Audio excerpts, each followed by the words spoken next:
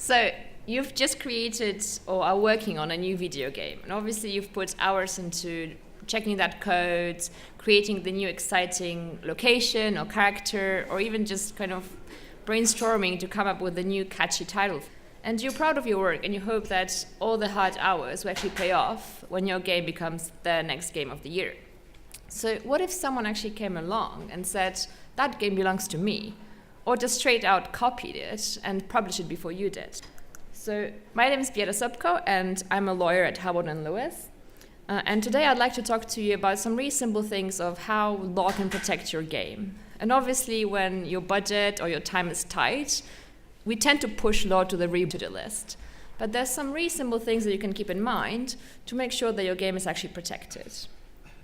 And there are different types of IP that the law recognizes and that can help you protect your game. For example, you have trademarks, which allow you to protect the things which represent your brand and the reputation of your company or your game. And they really help you to distinguish yourself from your competitors. And these are simple things like titles and logos, but also less common things such as colors and shapes of products and packaging, and even motion marks, such as the iPad motion mark where the tail swings from left to right. Another one, design rights. They really protect the appearance of a product, such as shape, for example, the shape of the or design of the controller buttons, or the design of your playable character. Another one would be patents. And here this right can really give you powerful rights over your innovative creation. So for example, a new hardware or an inventive gameplay or game design element or graphic techniques. Further on, trade secrets, which, well, as the name suggests, they protect information that has really some business value to you. So for example, your developer contracts or your customer mailing lists. And obviously, I would like to really go into deep about all of them, but our time is tight. So I'll focus on copyright, which really is their core right that creative works focus on when they want to protect their creations. And I also kind of wanted just to focus on that one because we'll be talking about law, and I want to give you some helpful tips, but also not bore you to death. And I'll assume that we have no knowledge, or even if you know copyright, I'll just kind of give you a refresher so that we can start from the same page. So let's dive in. So copyright is this powerful right which gives creators of dramatic, artistic, literary and musical works, really powerful rights to control the way in which the material can be used by others. And most importantly for our purposes, copyright allows you to stop others from copying your work or making derivative works based on it. So if someone wants to make a game based on your game or a movie based on your game, you can kind of stop that person from doing this based on using copyright.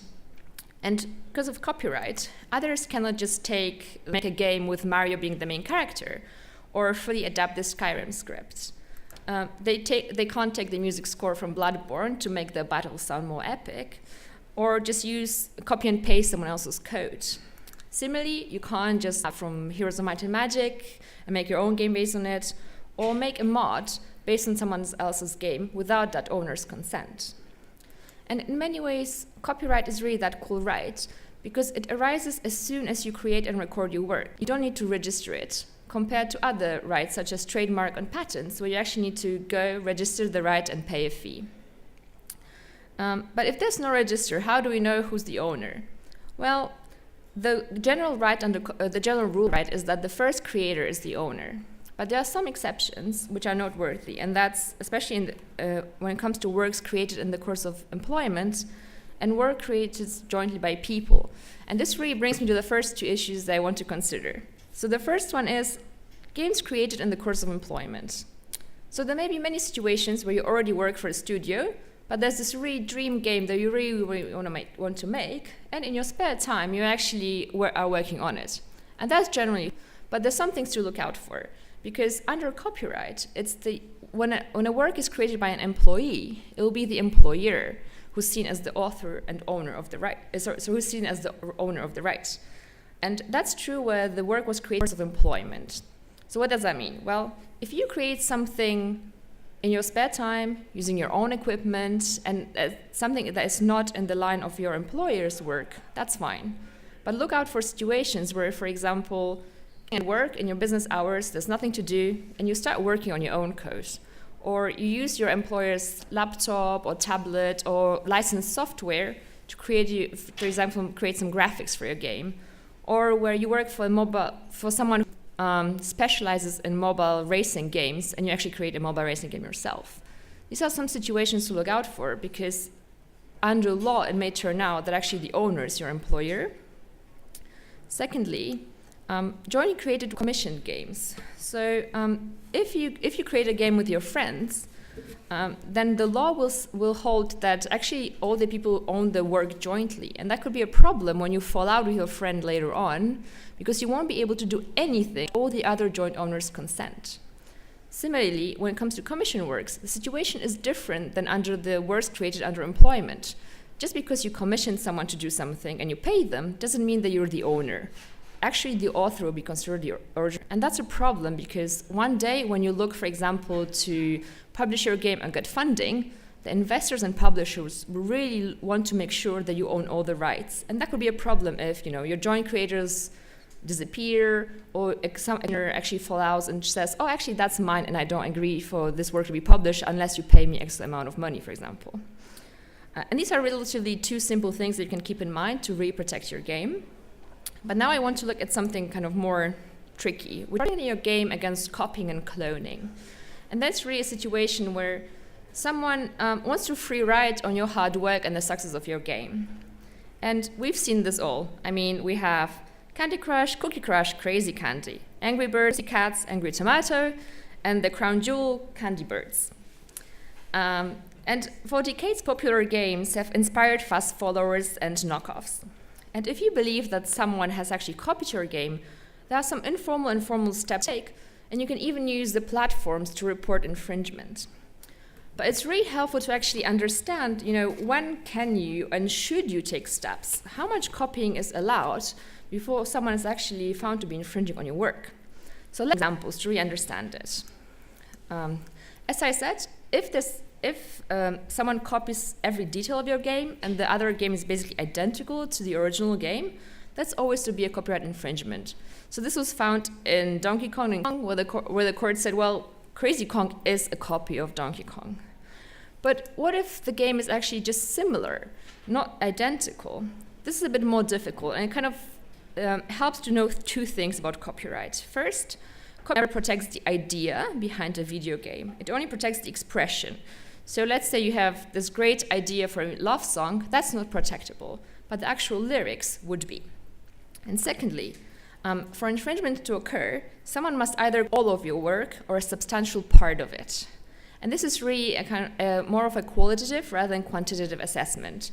So even if someone takes just 2 minutes of your song, but it's the best part of your song, the really most recognizable, will be infringement. Again, this can be tricky if I just talk at random, so I'll just show you some examples to understand it. In World Karate Championship at right was a clone of Karate Champ on the left. And they look very similar. Similar graphics, similar play, but the court said there's no infringement. And that's because there's no copyright protection for the idea of a karate game. And the court said all the other elements that looked similar, the two guys fighting, the judge, the scoreboard, that's really something that necessarily flies the idea and can't be protected. But there's a different situation in Casey Munchkin, which was an early clone of the Pac-Man game, where the court said, okay, the idea of a maze chase game is not protectable. Similarly, the game mechanics, which are necessarily flowing from that idea, so the maze, the scoring table, the tunnel exits, use of dots, this is not protectable. But they use the creative expression of a gobbler, so the Pac-Man guy, and the ghosts. That's a really random choice. It's really fun. They didn't have to use the same. They could use a, cat or mouse, for example. So that was protectable, and infringement was found. And also some new examples. Tetris was found to be infringed by Minio, and the court said, again, you design a puzzle game, but to choose the same blocks, that's an expression of the idea, and you shouldn't copy that. And similarly in Triple Town and Yeti Town, which was settled, but the court said in its initial review, well, the idea of a hierarchical matching game, that's not protectable. And similarly using a 6x6 grid, that's something that you just can't choose. But in terms of using wild creatures, in Triple Town, a bear, in Yeti Town, a yeti, that's quite similar and is expressive, which you didn't have to follow. Similarly, the hierarchy of objects, so progressing from grass to bush to tree to hut, was quite similar to progressing from sapling to tree to tent to cabin. And the court found infringement. So 15 minutes, I was really like rushing to make sure I make it in time. But I just wanted to kind of give you some general ideas and examples of, what you should look out for, what you can consider when you want to protect your game. And obviously being a lawyer, I'll state the kind of obvious that it's always helpful to actually talk to a lawyer if there's something that you really feel passionate about your game, or something that is really valuable. You think, oh, this character is great, I want to protect it. Just get an informal chat with a lawyer. It really helps to understand, they can actually point you to the best solution. And similarly, if someone is copying your game, have just an informal chat and really to make sure that the game you worked so hard on gets the protection that it deserves. Thank you. Let's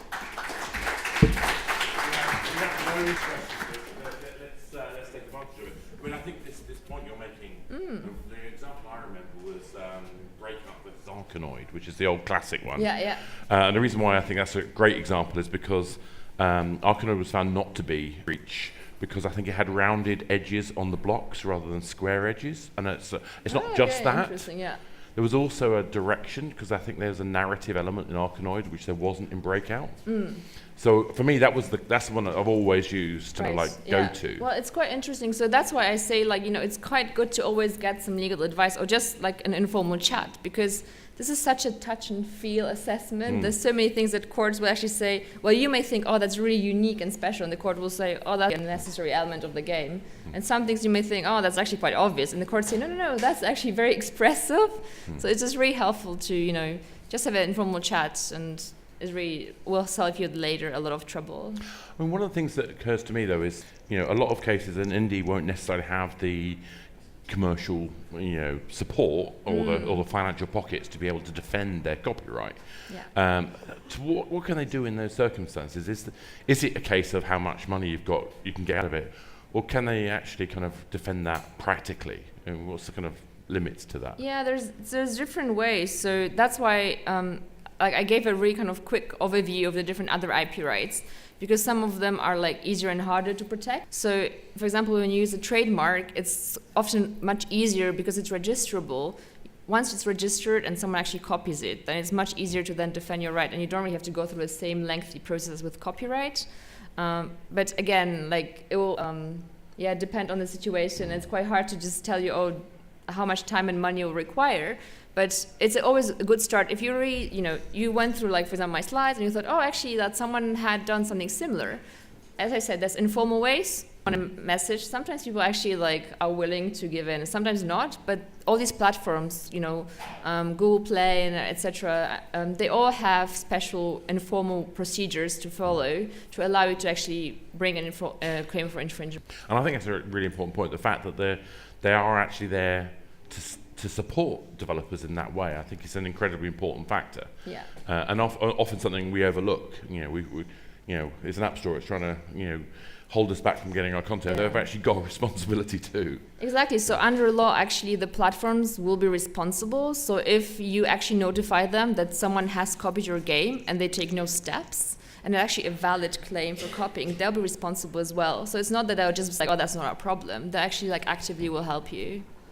I was also thinking about China. I mean, and obviously China's an interesting one. Now, I know there are regulations in China for copyright. Yeah. However, I know Very a lot different. of Europeans fall for that.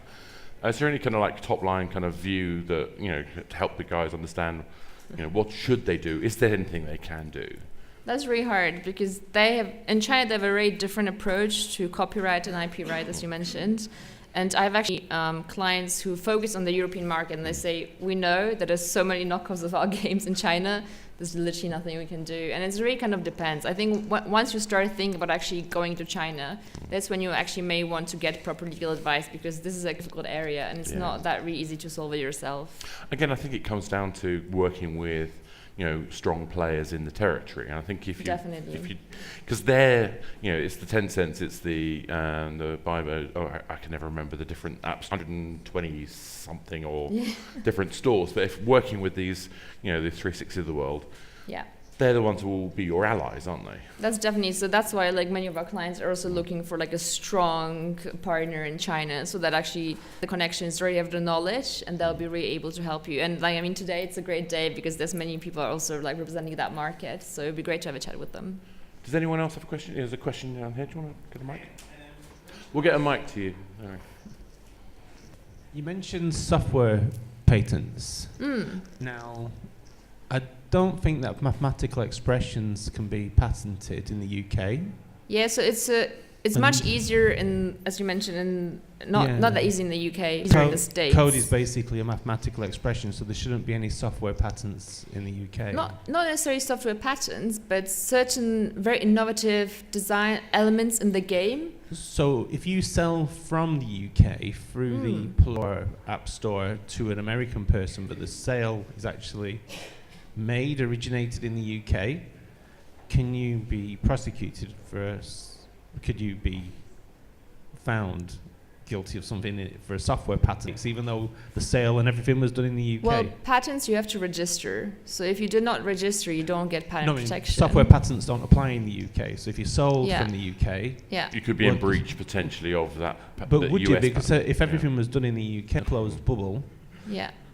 Well, would it apply? It doesn't matter. Like if you get protection in the UK and someone buys it in the States, then you can sue them obviously here. And if you just sell like the whole code, then there could be infringement. I think the aim is the question is actually the other way around. So could you be found in breach of a US patent? Yeah. If you're making your game in the UK, but somebody Mm-hmm. already has a patent for that thing. Yeah, the US definitely. market. Like it's not. But software patents in the UK.